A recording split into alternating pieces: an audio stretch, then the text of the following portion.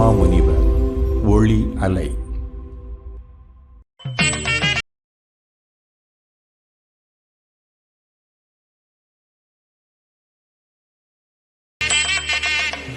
டெல்லியிலே கீதாஞ்சலி என்ற ஒரு பெண் மிக அழகி, சுஷ்மிதா சென்னோடு பல அழகிகளுடைய போட்டிகளிலே கலந்து கொண்டவள் இன்றைக்கு தெருவிலே பிச்சை எடுத்துக் கொண்டிருக்கிறார்.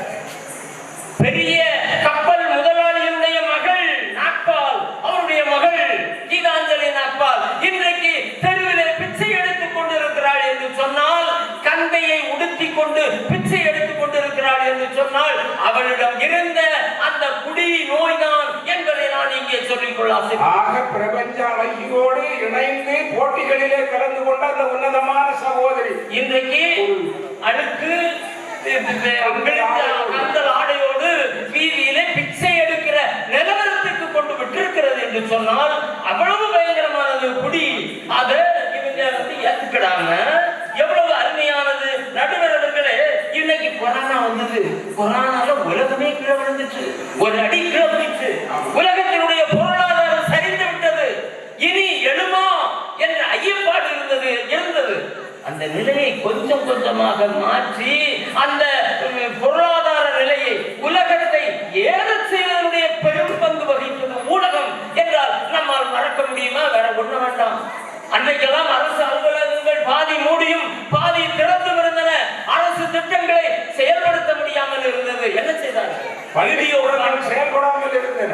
ஆமா, வீடியோ கான்பரன்ஸ் மீட்டிங். நாங்கெல்லாம் திருந்தோறும் அந்த மீட்டிங்கில் இணைந்து கொண்டிருந்தோம். அரசு இயந்திரத்தை மெதுவாக நகர்த்தி இன்றைக்கு உயர்த்தி காட்டி இருக்கிறது என்று சொன்னால், அது அதனால்தான் நம்ம பேரவை 2-3 மாசம் நடக்கவே இல்லை.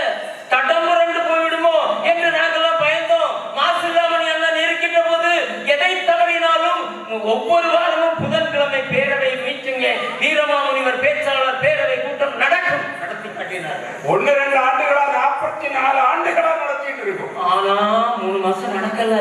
நானும் பயந்து போயிட்டேன்.